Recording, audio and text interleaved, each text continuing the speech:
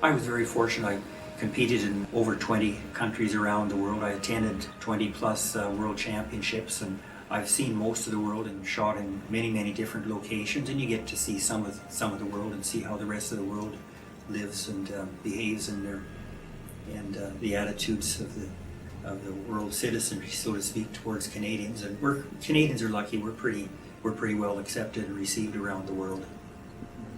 One of the interesting sort of trivia questions almost is that my father donated a trophy for international trap way back in the 1960s, and that became the Primrose Trophy for international trap in Canada. So it was always kind of exciting to win the family trophy.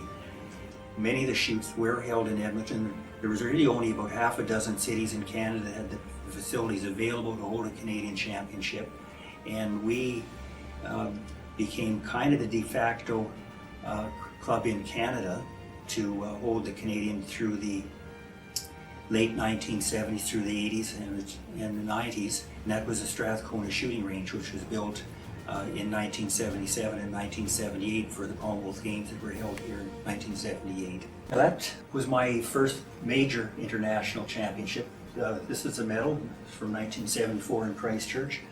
I had a very good performance there. I had 96 out of 100 the first day. The second day I shot 100 straight, which was very rare in international trap. So I finished up with 196 out of 200, which said it was this was the first time that international trap had been held in the Commonwealth Games. And I had a chance after the event was over to have a nice cold glass of beer with His Royal Highness Prince Philip and the organizing chairman from New Zealand, because we were sort of talking about the games in 1978. So that was a good experience.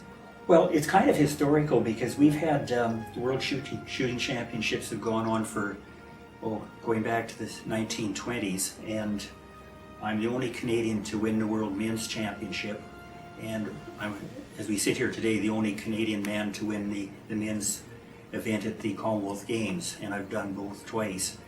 So these go back 30 odd years, and it hasn't happened again.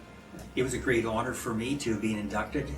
I've always had to be quite interested in sport history, and if you by having sports halls of fame and museums, you maintain some of that knowledge and history, which is good for research for future generations, and it provides the athletes and the coaches and administrators an awful lot of information for their own sports.